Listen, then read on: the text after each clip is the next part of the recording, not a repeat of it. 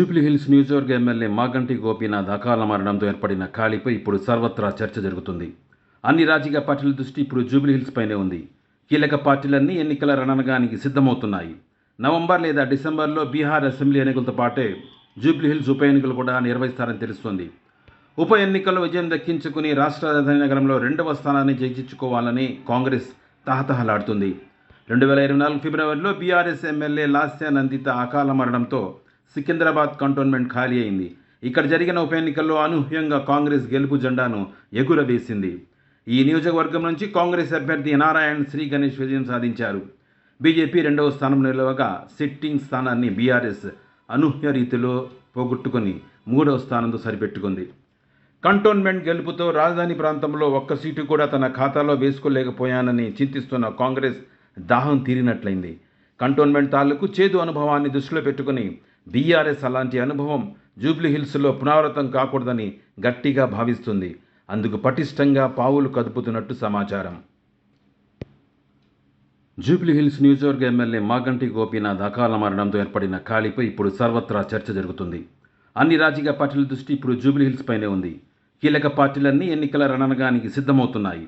November లేదా డిసెంబర్లో Bihar assembly ఎన్నికలతో పాటే జూబ్లీహిల్స్ ఉప ఎన్నికలు కూడా త్వరలో జీహెచ్ఎంసీ ఎన్నికలు రాబోతున్నాయి. ఈ క్రమంలో జూబ్లీహిల్స్ ఉప ఎన్నికల్లో గెలుపు కోసం కాంగ్రెస్, బీఆర్ఎస్, బీజేపీలు తీవ్రంగా శ్రమిస్తాయని, దీంతో ఈ నియోజకవర్గంలో త్రిముఖ పోటీ తప్పదంటున్నారు రాజకీయ నిపుణులు.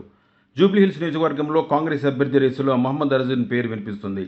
ఆ తర్వాత బీసీ క్యాండిడేట్ వి నవీన్ యాదవ్, ఫహీం ఖురేషీలు కూడా ఆశావాహులుగా ఉన్నట్లు సమాచారం. నవీన్ యాదవ్ 2014లో మజ్లిస్ పార్టీ అభ్యర్థిగా తన ప్రత్యర్థికి గట్టి పోటీ ఇచ్చారు. యువనేత కావడంతో యూత్ క్యాడర్ బలంగా ఉందని తెలుస్తుంది. నిరంతరం నియోజకవర్గ ప్రజలతో తిరగటం, వారి సమస్యలు అడిగి తెలుసుకోవటం, వారికి నిత్యం అందుబాటులో ఉండటం నవీన్ యాదవ్కున్న అతిపెద్ద ప్లస్ పాయింట్ అని స్థానికంగా వినిపిస్తున్న టాక్. జూబ్లీహిల్స్ కాంగ్రెస్ అభ్యర్థిగా తెరపైకి వస్తున్న మరో పేరు ఫహీం ఖురేషీ.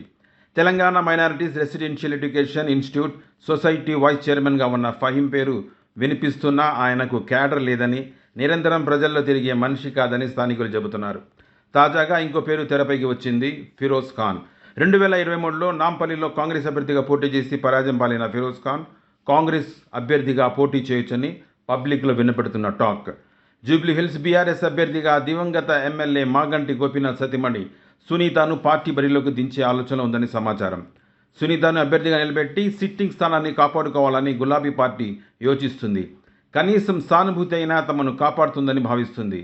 సికింద్రాబాద్ కంటోన్మెంట్ అనుభవాన్ని గుర్తు చేసుకుంటూ తెలివిగా పావులు కదుపుతోంది. ఒకవేళ సునీత నుంచి సానుకూల స్పందన రాకుంటే 2023లో కాంగ్రెస్ సీటు దక్కలేదని అసంతృప్తి చెంది గులాబీ కండువా కట్టుకున్న పి విష్ణువర్ధన్ రెడ్డి బీఆర్ఎస్కు శరణ్యం. ట్రేడ్ యూనియన్ లీడర్గా పేరు ప్రఖ్యాతులున్న మాజీ దివంగత ఎమ్మెల్యే పీజీఆర్ తనయుడుగా ఓటర్లలో మంచి పేరు ఉంది. గతంలో ఎమ్మెల్యేగా కూడా ఉన్న విష్ణువర్ధన్ రెడ్డి బీఆర్ఎస్ పార్టీ అవకాశం ఇస్తే ఎంతవరకు నెట్టుకు రాగలరనేది కాలమే నిర్ణయిస్తుంది. బీఆర్ఎస్ పార్టీ అభ్యర్థిగా తెరపైకి వస్తున్న మరో పేరు శ్రీధర్ రెడ్డి. జూబ్లీహిల్స్ సీటును ఆశిస్తున్న నేతలు పైకి మౌనంగా కనిపించినా తెర వెనుక తమ ప్రయత్నాలు కొనసాగిస్తున్నారని సమాచారం. నిరంతరం ఢిల్లీతో టచ్లో ఉన్నారని క్షేత్రస్థాయి నుంచి వినిపిస్తున్న టాక్. ఇక బీజేపీ తన అభ్యర్థిగా లంకా దీపక్ రెడ్డికి అవకాశం ఇవ్వచ్చు. అయితే 2023లో జూబ్లీహిల్స్ సీటును కోరుకున్న కీర్తిరెడ్డికి కూడా ఇచ్చే అవకాశం ఉందని సమాచారం. ఇక ఏఐఎంఐఎం పార్టీ జూబ్లీహిల్స్ బరికి దూరంగా ఉండొచ్చు. కాంగ్రెస్తో ఉన్న అంతర్గత దోస్తీతో మౌనంగా హస్తంకు మద్దతు ఇస్తుందని ఓటర్ల అభిప్రాయం. ఏది ఏమైనా ప్రస్తుతం జూబ్లీహిల్స్ స్థానంపైనే అన్ని రాజకీయ పార్టీల దృష్టి ఉంది. ఎవరి అంచనాలు వారికి ఉన్నాయి, ఎవరి సమీకరణలు వారివి. అందరిది గెలవాలనే ఆరాటం, అందరిది గెలుపు బావుట ఎగురవేయాలనే ఆతృత. ఎందరు పోటీ చేసినా గెలిచింది మాత్రం ఒక్కరే. ఆ ఒక్కరు ఎవరనేది తేలాలంటే కనీసం 5-6 నెలలు వేచి ఉండక తప్పదు. ఇలాంటి మరిన్ని వార్తా విశేషాలు, విశ్లేషణల కోసం చూస్తూనే ఉండండి టీవీ 11 ఫాస్ట్ అండ్ ఫ్యాక్ట్.